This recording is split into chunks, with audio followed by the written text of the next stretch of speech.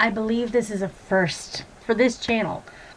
Today I'm going to be performing a reading regarding Steven Avery, and I'm going to be doing it using the Wheel of Destiny.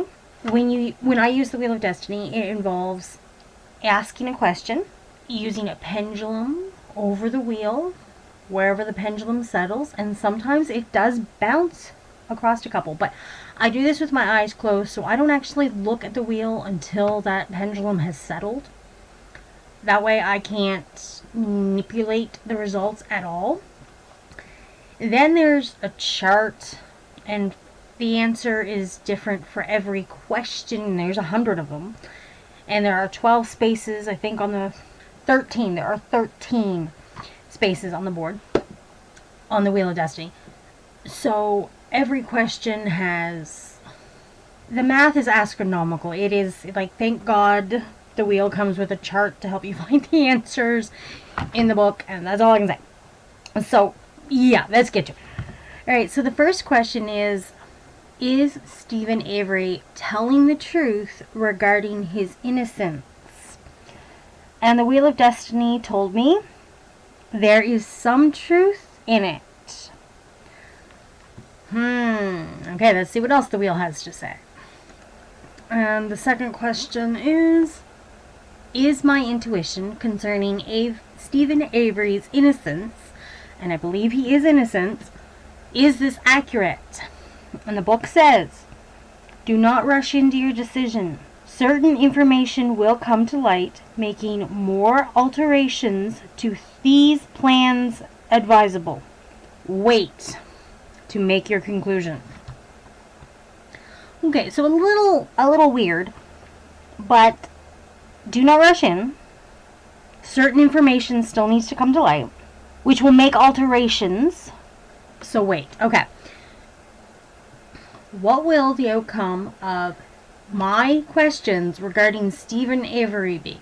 And these questions are the same most people have, like, what really happened? Is he being framed? So on and so forth. And the Wheel of Destiny says, there will be some losses and some gains. You will do well to try to settle matters differently. So it doesn't really work out in this situation because it's not my own legal troubles. So that one didn't really help, did it? For the record, when doing these, you do have to kind of change some of the questions from first person to third person and so on and so forth. The better you can word the question for the situation while still staying within the existing parameters of said question, more accurate the answer will be. So usually when I'm doing these for a client, if I get a weird answer like that doesn't really answer the question, I'll go back and I will reread the question or reword the question and redo that part of the reading. So just because these answers are a bit vague, don't worry. I usually can do better than this. Question number 67. How will Steven Avery's present legal problems resolve themselves? And the wheel says, they will not resolve themselves unless he applies himself to a truly objective analysis of his difficulties and changes them. I'm pretty sure he's already applying himself to now, I don't know him personally. I should probably point that out. Like, I'm not doing this because he's a friend of mine and I'm trying to prove anything.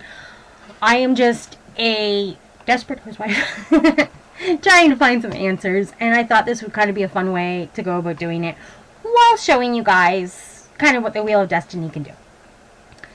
So, I don't know him personally, so maybe he's just so freaked out by this that he's not really thinking things through. Like, I know that there are certain parts in my life, and I am not comparing my troubles to his, because seriously, I have nothing compared to him. But when I'm in a really stressful situation, even if I get myself out of that situation to think about said situation, I get so frazzled sometimes that I can barely think straight. So he could be the same way. It's really hard to keep a clear head in a super, super stressful situation, and honestly, I can't think of a more stressful one than being chucked in jail for something you didn't do. So next question. Will Steven Avery receive the gift of freedom he is hoping for?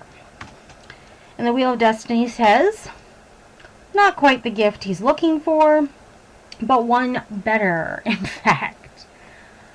Now, while I was asking this question, I was wondering if he gets out at the end of his sentence, that technically would be freedom, right? I think the Wheel of Destiny actually did answer the question on that one, because not only is he going to get the freedom that I'm asking about, but he's going to get it in a way that's even better than just simple freedom. So I really do think that he's going to be exonerated. The truth will out, as they say. And yeah, I think regardless of which way it goes, it's going to be a load off of everyone's shoulders, because we're not going to be questioning it anymore and everything. But I really do hope that he gets out of jail, because... Okay, so next question. Will the world ever get an explanation for the Steven Avery events which are confusing us right now? And the Wheel of Destiny says, not fully, but you will not always mind so much as now. Okay, a little vague, but let's try to put it in context. Will we ever get the explanation for the Steven Avery events which we're so confused about? Not fully. We'll still have some questions, but we won't mind so much.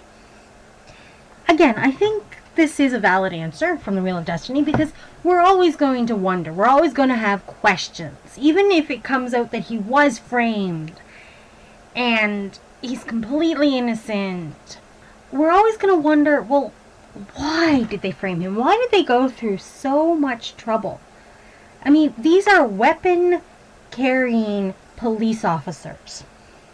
Okay? If they just wanted to get out of this lawsuit with him over his first wrongful conviction, they could have just... And I hate to say this, I'm not usually... I don't usually follow this path of thought, but... They could have double tapped him in the junkyard anytime. 2 in the head, and you're done. I'm just saying, they could have used the zombie defense to get rid of their lawsuit with him. They didn't need to go through all this problem, all this difficulty to frame him. But they don't really seem like very intelligent people. So maybe they never thought of that very simple solution. Let's move on, because these dark thoughts are very dark. Is Steven Avery lying to the world about his innocence? And the Wheel of Destiny says, unfortunately, yes. But you can hardly be surprised. Ooh. So according to the Wheel of Destiny, Steven Avery is lying to us all. And we should not be surprised by this. I was not expecting that answer. Whose story should I believe? Steven Avery's or the police department's? And the Wheel of Destiny says, your will is strong enough, but you will have to withstand negative remarks from those around you. Okay, I think I got the wrong page here. Hold on 1 second. Yes, I was on the wrong page. I was supposed to be on page 63. I was on 64. So let's try that again. Whose story should I believe? Steven Avery's or the police department? And the wheel says, for realsies this time, have the confidence to believe in the one you believe is telling the truth. We're going to ask that question again and get a brand new answer. Hold on 1 second.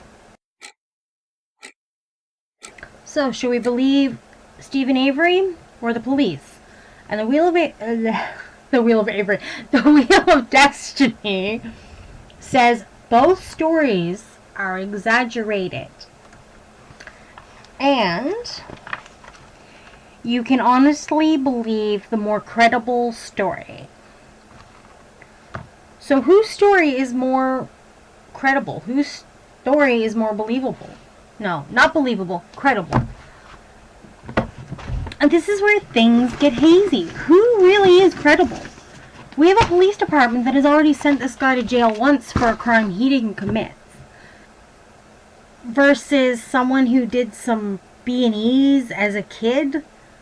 I come from a small community, much like Steven Avery does, and I can testify right here and now that almost every single kid, from the goody two-shoes, A++, brown-nosing, teacher's pet student, down to the guy who smokes a joint behind the principal's van every day, several times a day.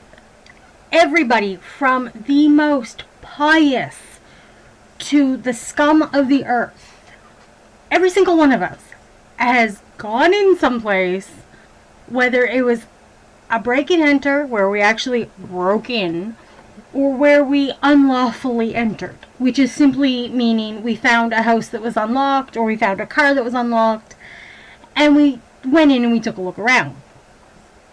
Every single kid in a small community does something like that. They joyride in a car that they shouldn't be joyriding in. They go into a house that's unlocked to use a bathroom. They trespass in a store after hours when somebody's in there doing inventory, and they go in and they switch the cereal boxes to the soup aisle or something like that. Pranks. What people are filming and putting on YouTube as pranks 20 years ago, 30 years ago, when Steven Avery would have been a kid, this would have been a misdemeanor and you would have been a juvenile delinquent. Now it's a prank on YouTube. So honestly, they really have no criminal history on this guy other than what they've made up. So I think you can see that I'm clearly siding with Steven Avery on this. I have seen people in my own community wrongfully convicted, while people who are very guilty of crimes walk free. And in this case, I'm going to name names. There is a guy that lives up the road from me. His name is Trevor Durlane. This guy has done everything from sell hard drugs to 13-year-old kids to driving onto private property and shooting animals.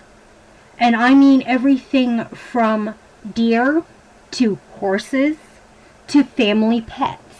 This guy will shoot them, not to kill, but to maim and to hurt them. And then he will watch them suffer. He did this to my neighbor. And for his protection, I am not going to name him, because Trevor came back one day, shot him in the head, and beat the living shit out of him. Excuse my language. Luckily, my neighbor survived, which is good, because he has 3 small children. Luckily, they were at their grandparents', so they didn't have to see their father in that state. But this is the kind of guy who repeatedly has gotten away with his crimes.